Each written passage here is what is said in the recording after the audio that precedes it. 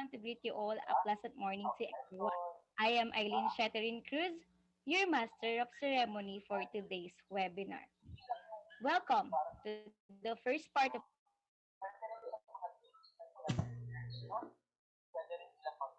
minute. But before we start, let's give way first for the invocation to be followed by the singing of our national anthem.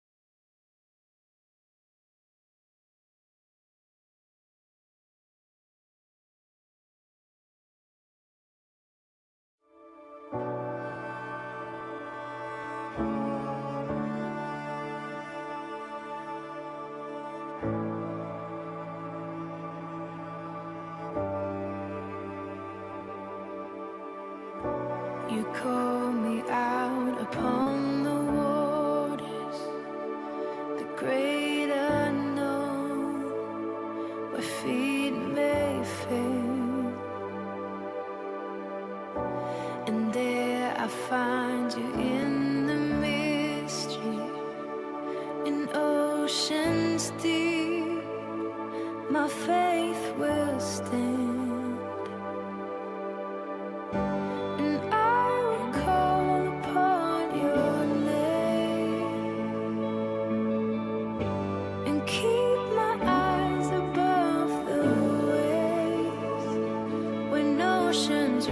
My soul will rest in your embrace, for I am yours.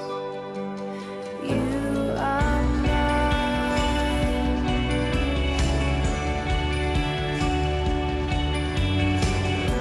Your grace abounds in deepest waters. Your sovereign hand will be my guide.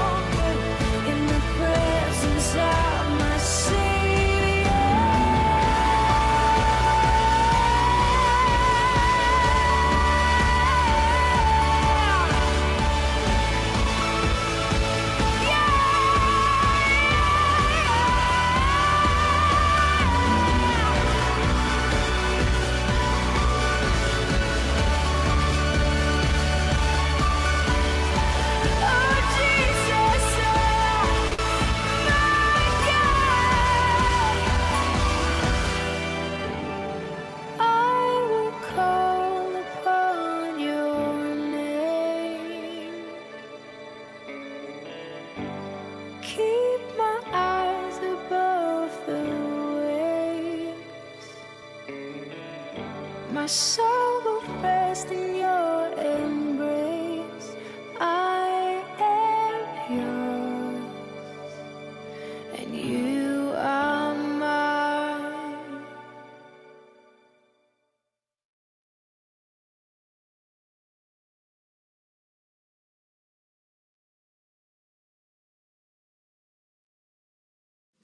Mga kababayan, ang pambansang awit ng Pilipinas.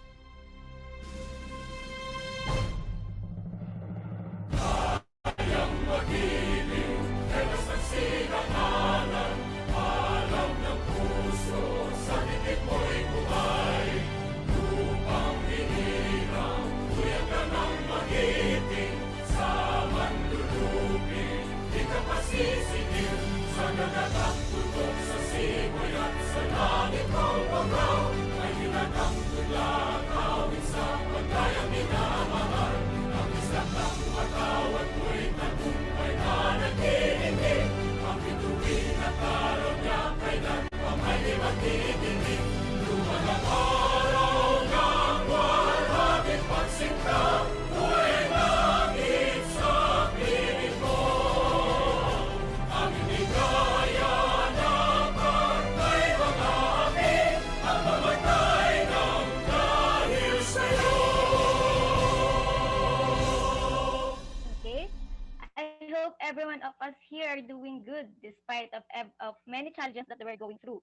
As we embark to another topic in this course, I hope that can help us to be a better future educators someday. Without further ado, this webinar wouldn't be possible without the help of our speaker for today. The following are her credentials.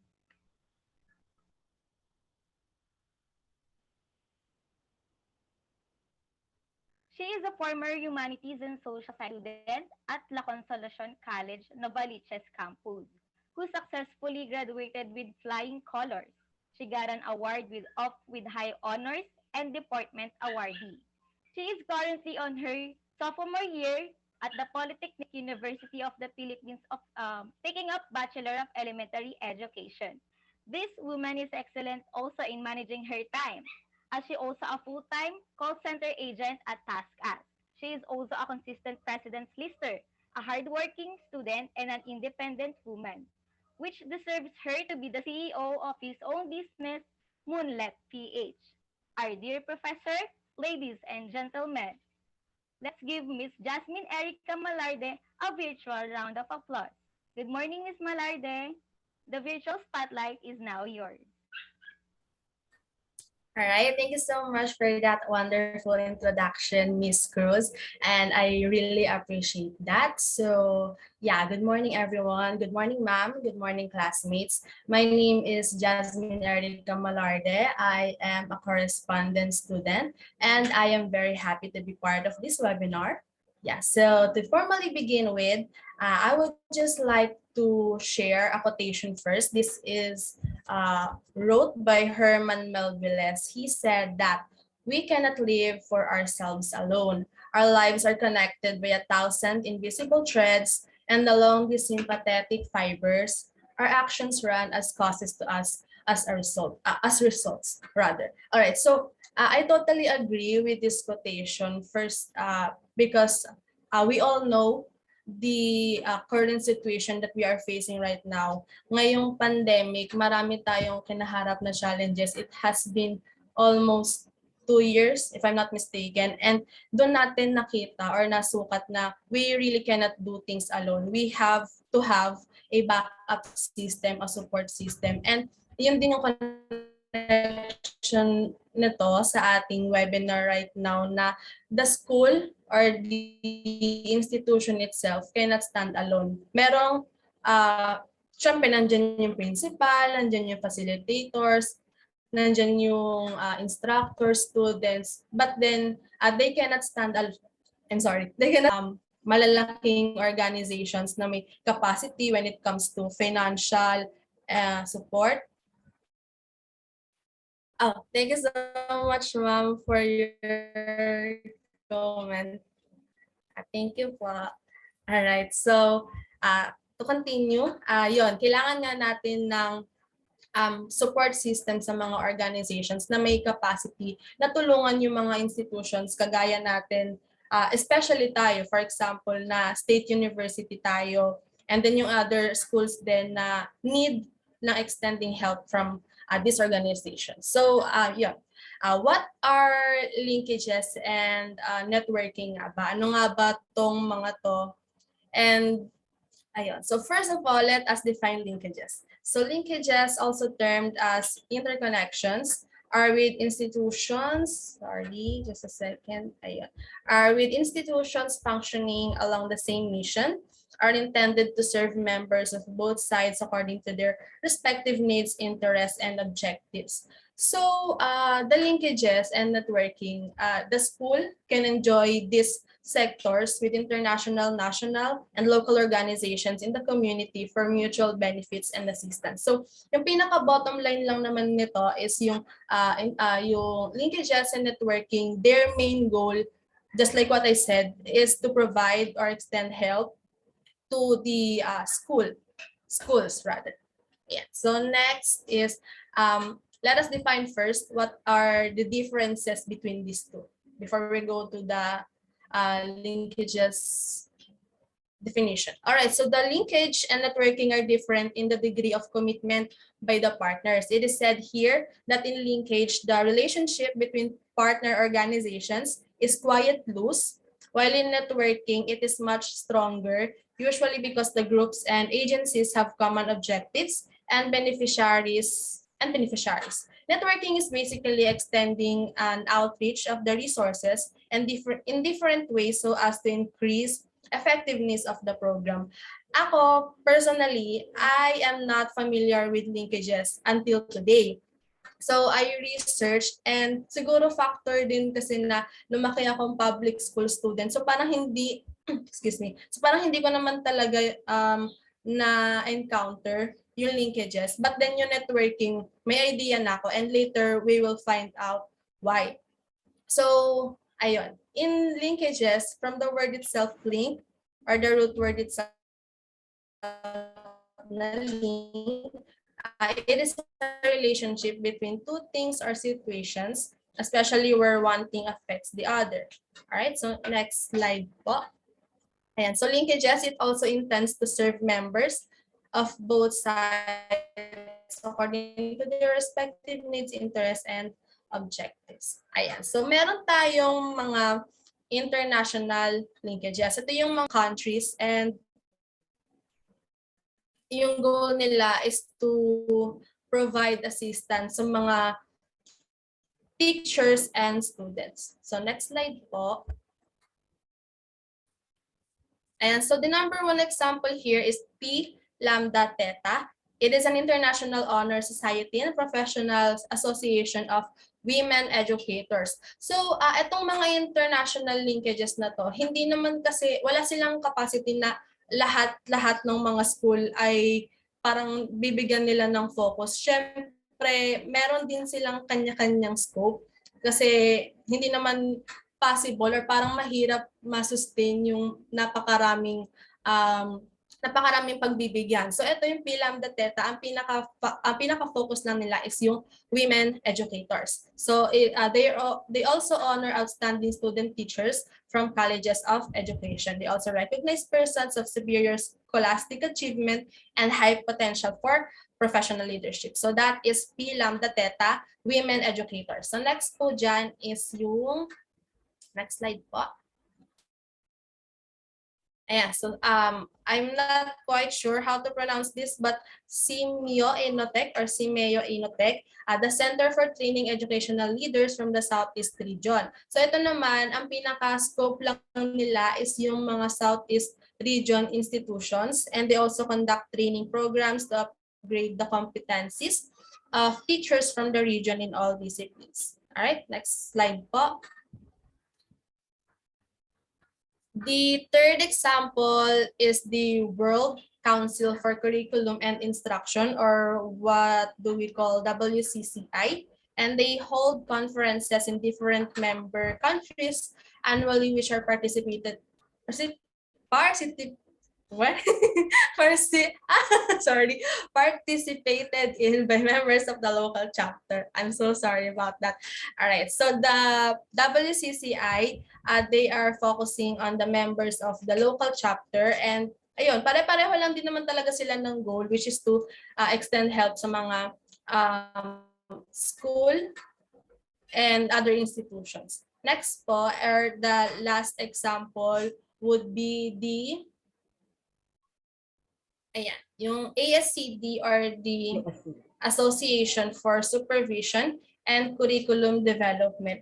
So this is a membership organization that develops programs, products, and services essential to the way educators learn, teach, and learn. Yes, ma'am. The first one is Pi Lambda. Pi Lambda. All right. Thank you so Yes, much, ma'am. ma'am, for That correcting me. No, it's okay. That is an association that requires for entry, dapat meron kang at least one doctorate degree. Okay? I am a director of Pi Lambda Theta. I have 2 doctorate degrees. Tapos po, yung sumunod was Simio Inotech. Simio Inotech. Yes, Simio Inotech. I went into early retirement in Simio Inotech. I had the distinction of being an international trainer. That's why I go around the Philippines teaching teachers. Okay? And Simio Inotech, before the pandemic, you cannot just attend a seminar in Simio Inotech because its audience would be the ministries of education of Southeast Asia. Yes. So ang mga seminars po namin, ang mga attendees noon coming from the different countries. And ang Philippines po, nagsisend lang mga 2-3 delegates, yun lang po. Kaya po kapag nagkakaroon kami ng international conference every 2 years, the Filipinos really go for that because at that time, that was basta before the pandemic, ang usual na certificate ng Simio Inotech is times 5 ng DepEd certificate. So if you attend a certificate, you attend a seminar in Simio Inotech, you are a delegate, then that is enough for 5 certificates. And your 5 certificates are valid in Southeast Asia. And yung mga member count, yung mga associate member countries like Canada, US, Norway, France, so forth and so on. Medyo marami-rami. So, kapag yun po halimbawa mag-a-apply kayo ng visa at nakita yung mga certificates na yun ng Simio Inotech, pasok ka kaagad, may visa ka kaagad. O, diba? Ito naman susunod, WCCI member din ako yan.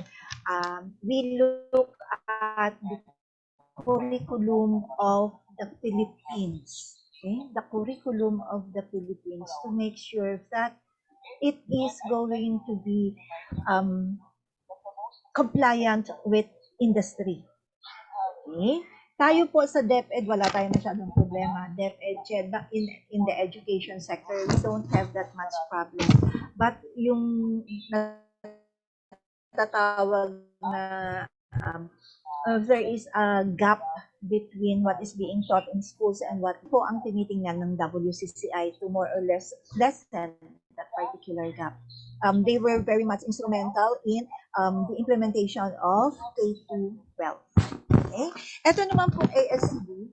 If you are a member of Phi Lambda Theta, automatic member ka dito. This one is based in US. Phi Lambda Theta Philippines was based dito, although they are in other parts of the world. Ito naman, ang tinitingnan dito is administration and supervision of schools. So ASCD is very much into educational management and leadership. Ang kwento lang ng konti, doon po sa Phi Lambda Theta, we are putting up what is known as this is an association of pre-service teachers. So when this does push be part of that, take part in that. Kasi po, marami pong countries ang involved dito. So even though you are still pre-service teachers, okay, since you are my advisory class, for sure, I will make sure that you will be part of that. This is Future Educators Rising. Yun ang kanyang pangalan, yun ang kanyang magiging title. Future Educators Rising. O, diba? Yun. Okay, o sige po ma'am. Please take the floor again, Ma'am Jazmin. Thank you so much, ma'am, for sharing that. And I really love the title, Future Educators Rising. That's very beautiful. And let's go ahead with the, what's the next for this? The local linkages that we have. Next slide po. And national and local linkages.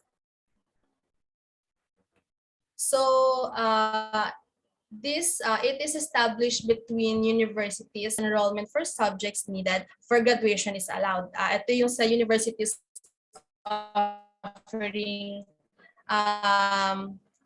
identical degrees.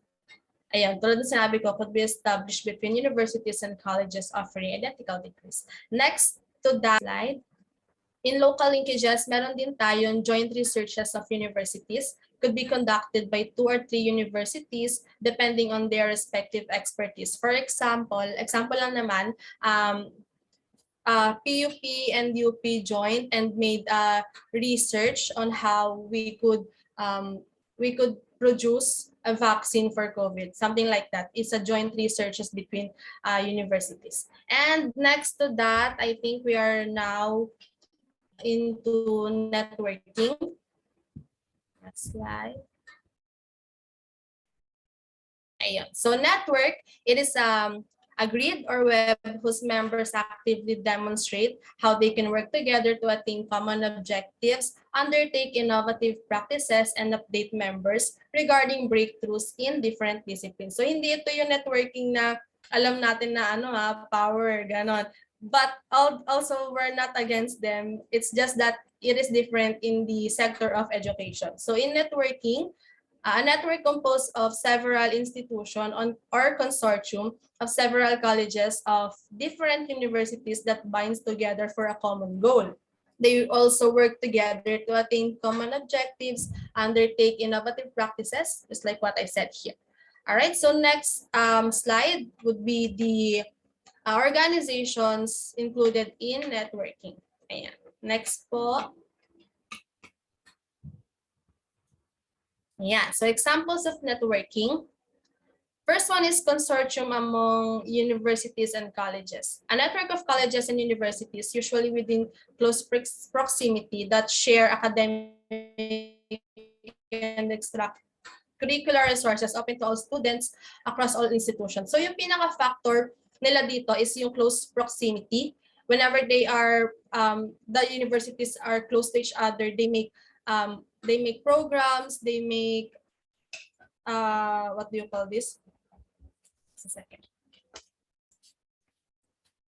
Ayan, so gumagawa sila ng mga programs na pwedeng maka-help sa mga students nila. And then next to that is yung which subject specialist. Next slide.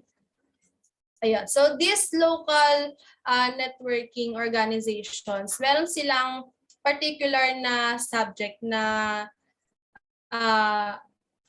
in-specialize. For example, in English, science, and math. And later on, we will see what are those organizations. The real existing organizations. Next to that,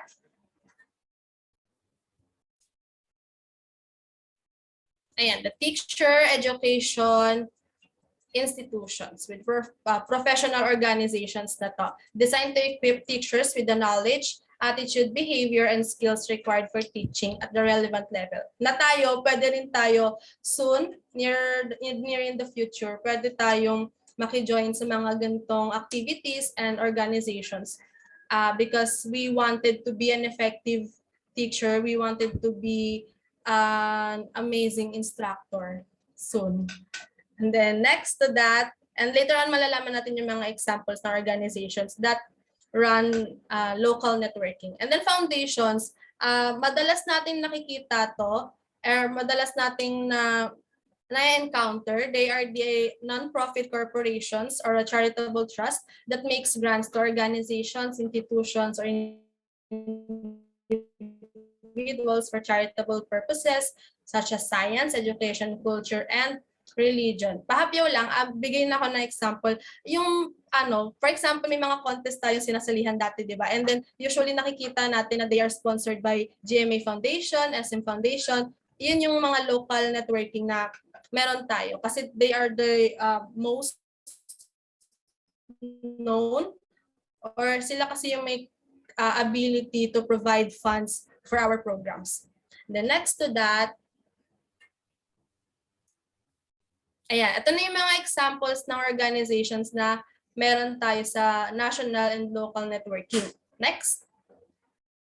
So in consortium among university and colleges, meron tayo dyang TAF consortium, which is science teachers from each college meet regularly for discussion on best practices.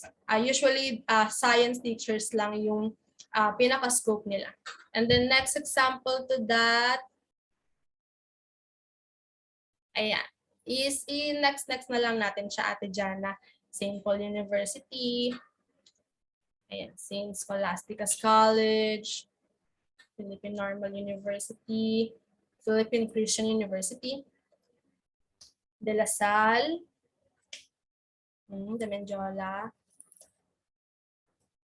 and then San Beda. We also have San Beda, CEU, San Sebastian, Holy Spirit College, and that's all. All right. So with subject specialists naman, ito yung kagaya ng sinabi ko kanina na they have a specific subject or course na ini-specialize nila. For example, sige ate, pa next slide po, is a biology, the organization about biology. Ayun, Biology Teachers Association. They hold annual convention, and it's a major event where all members gather to discuss the latest in their own areas. And then meron din tayo ng Math Ed, the Physics Teachers Association, the Chemistry Teachers Association. Ayan, nag-hold sila ng mga conferences, workshops in their respective field or respective subject. Okay, next to that is yung networking with professional organization or teacher education institutions. So the example here is the Philippine Association for Teacher Education, and they promote and maintain unity, professionalism, and excellence. They also raise and maintain standards of teachers' education and enhance the nobility of the teaching profession through effective leadership. Ayan, so effective leadership. And next is meron din tayong state universities and colleges Teacher Educators Association. So ang pinaka-scope naman nila is yung state colleges na meron tayo sa Philippines. Next. Ayan, more on organizations talaga, or more on knowing the organizations included to linkages and networking, yung pag-aaralan, or yung what this webinar is all about. Meron din tayong Federation of Accrediting Associations of the Philippines. Ayan. And then, next. Ayun, yun na yung sinasabi ko kanina na foundations. And tignan natin yung mga examples na meron tayo nito aside from GMA Foundation, SM Foundation. Ayan, meron tayong Educational Research and Development Assistance Foundation. Next.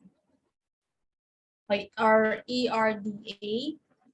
Ayan, yung Metrobank Foundation, one of the most known banks in the Philippines. They also recognizes and honors outstanding teachers of the 3 educational levels from school nationwide. So, ang bait naman ni Metrobank. Next po. Ayan, itong noted, Network of Outstanding Teachers and Educators, under din siya ng Metro Bank, and they are committed to nurturing a culture of excellence and service among educators through professional development, publications, research, and advocacy. Pa-next na lang siya, ate. Ayan, Ayala Foundation, GMA Foundations, FUSE, our Foundation for Upgrading Standards and Education, and PFS. Ayan.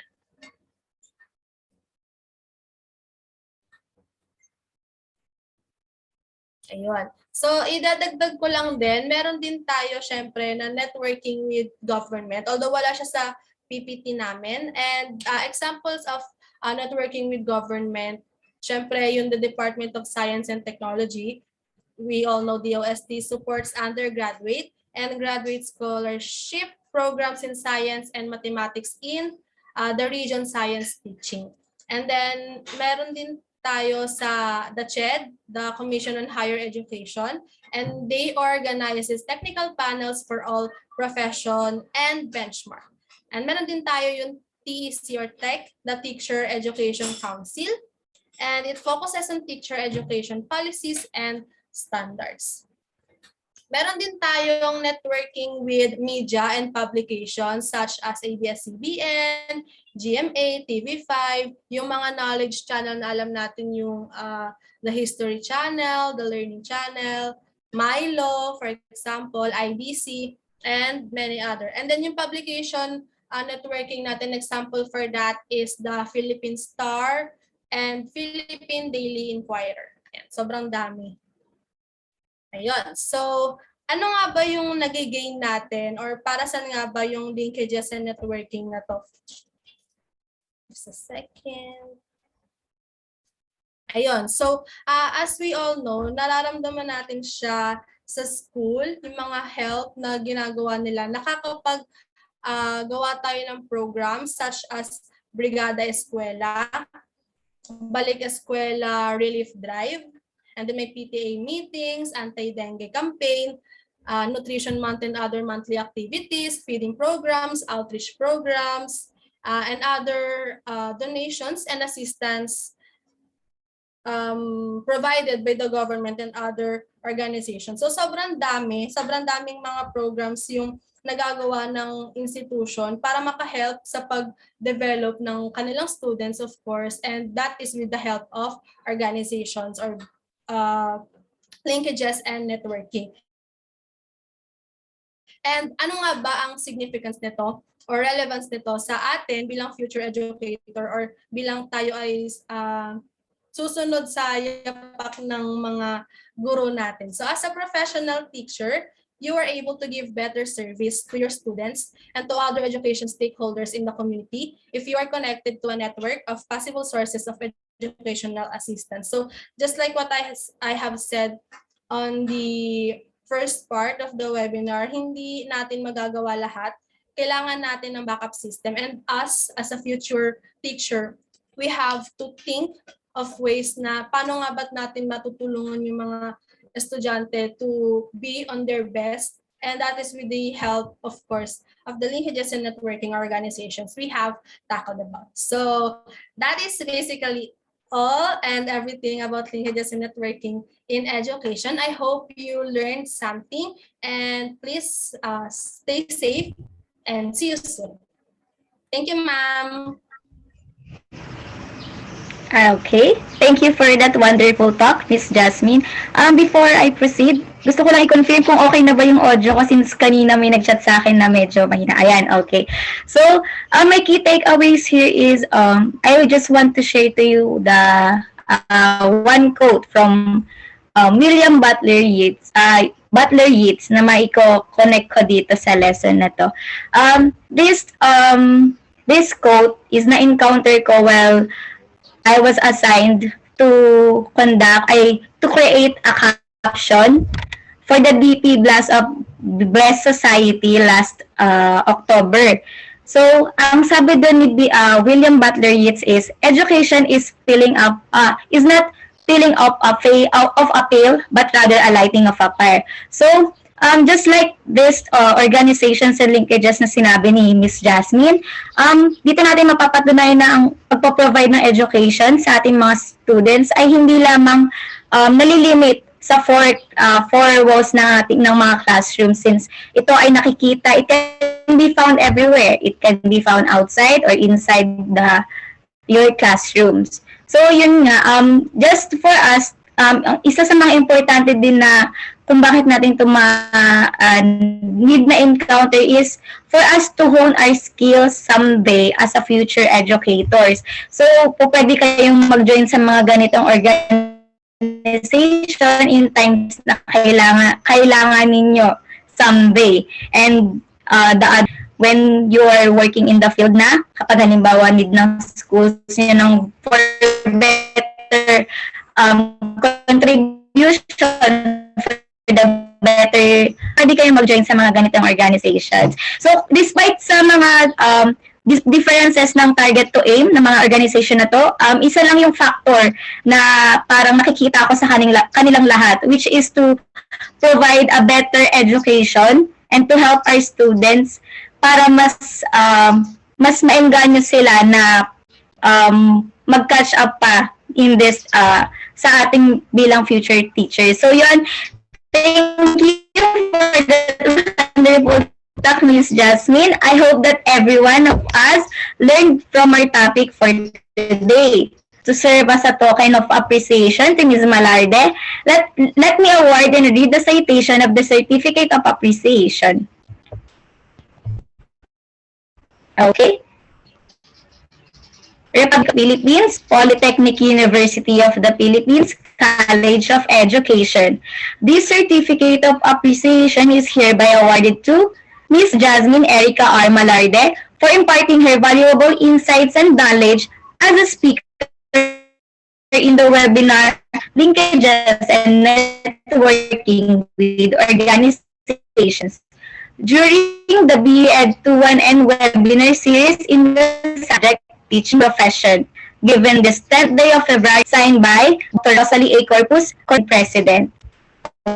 Congratulations and thank you for having us here, Ms. Jazz.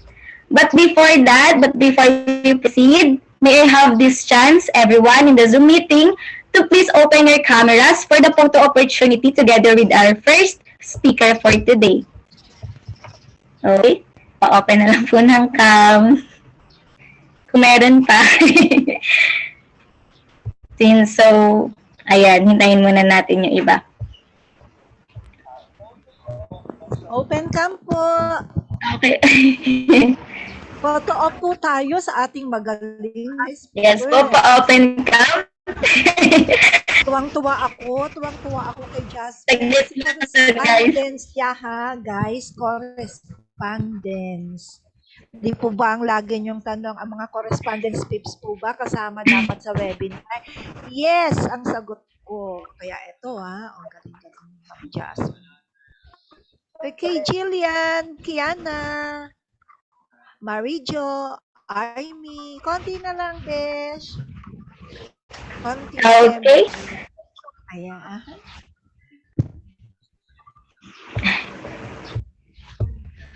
Ayun, marami na. Laika, ayan. Okay, ready? Kagaganda na. One first panel.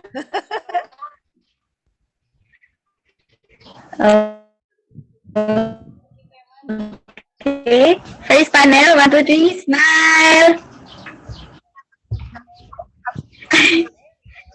Okay, one more po.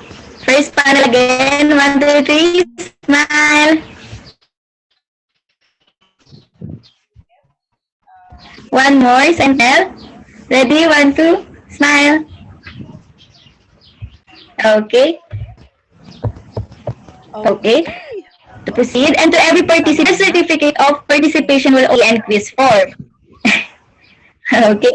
Reserve your key takeaways as you will input it while answering the ADT form later. But before that, let me read again the citation of the certificate of participation.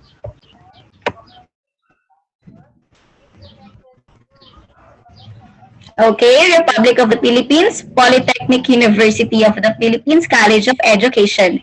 This certificate of participation is hereby awarded to you participants for actively participating in the webinar, Linkages and Networking with Organizations during the BEd 2-1 and webinar series in the subject Teaching Profession, given this 10th day of February 2022 via Zoom video communications. Signed by Dr. Professor and Ms. Joanna D. Aton, the BEd 2-1 and President. Okay, for further announcements,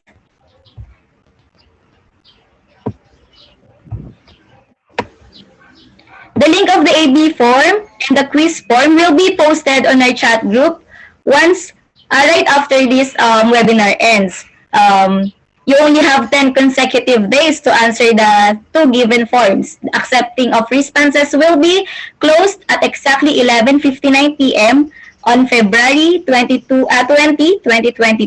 The link of the Google Drive containing of the certificate from this webinar will be announced until further notice. If you have no questions, stay tuned as the second part of this webinar is about to begin. But before that, just for us to feel more and be inspired in the presence of being in this field, let's watch a motivational video from TED Talks entitled Reimagining Classrooms, Teachers as Learners and Students as Leaders by Kyla Delser. Again, this is Aileen CRUZ signing off as your Master of Ceremony for today's webinar. Thank you and have a good day, everyone.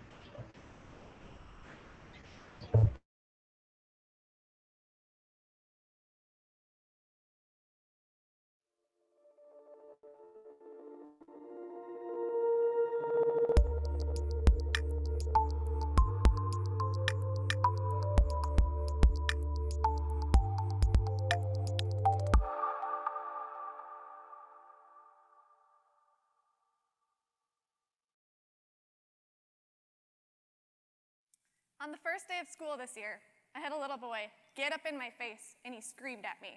He said, "I hate school. I hate teachers. I don't want to be here." I remember taking a calm breath, finding my biggest smile, and I got down on his level and I said, "I promise you're going to love school this year."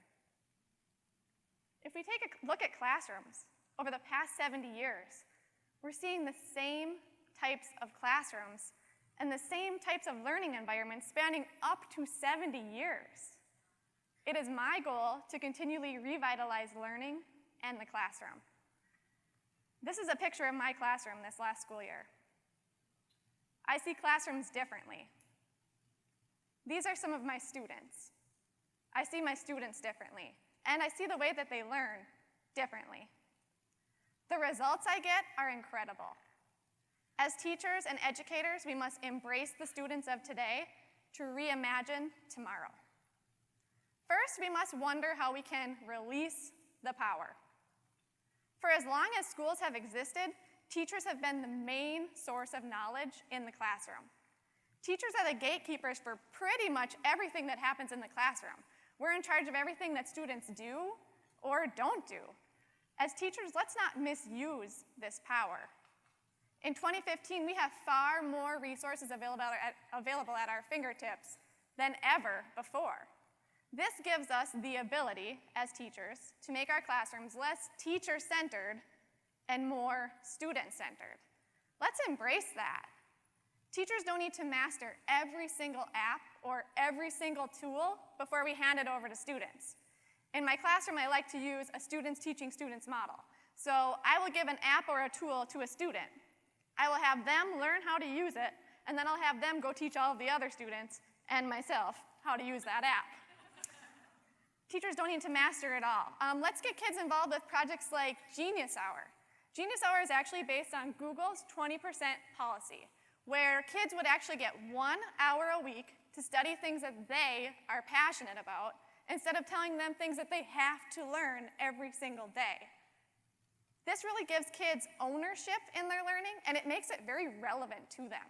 This also means that lots of the time, my students are going to know more than me.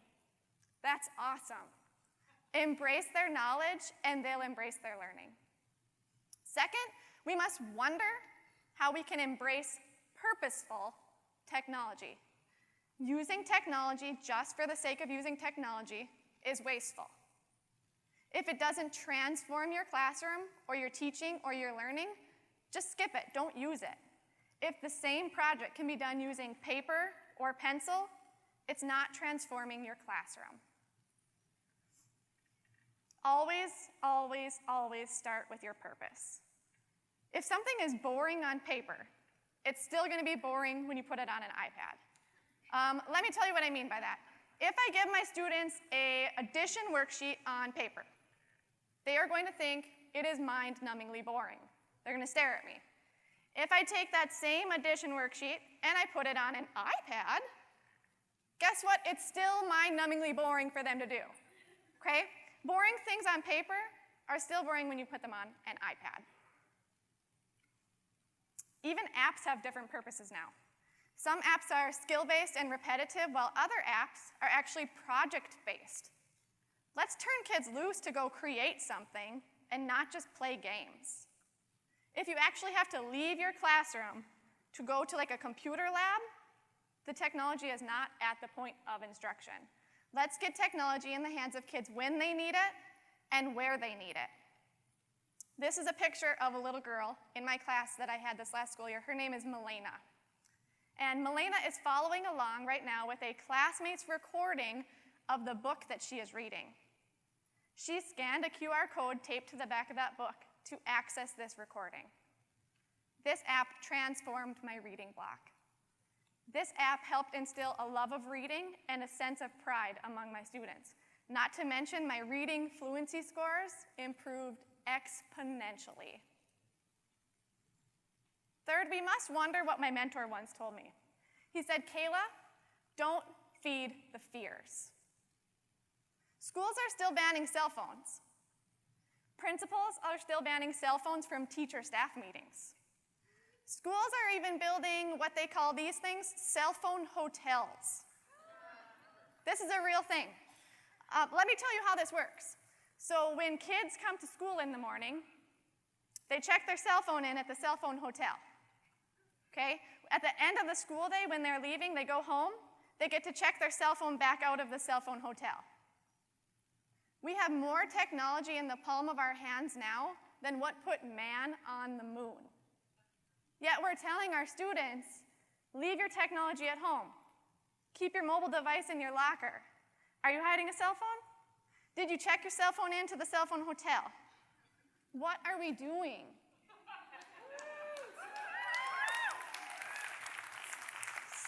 Schools in the United States are still blocking YouTube.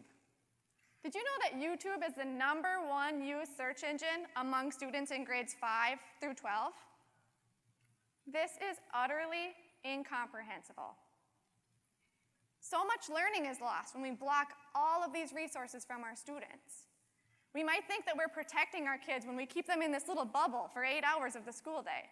But guess what? These kids, they leave, they go home, they graduate, they try to get jobs. If we block all these things from them during the school day, we're not protecting them, we're actually hurting them. We need to put kids in real-world, learning, authentic environments during the school day and give them the tools that they need to be successful so that we can actually protect them for a lifetime. While jumping into new technologies or social media can sometimes be scary, we need to always keep in mind that if it's right for kids, it's right. Sometimes the comfort level of teachers is less important than doing what's right for kids. My kids have never lived in a time without Wi-Fi or mobile devices. My kids have never felt the pain of T9 texting.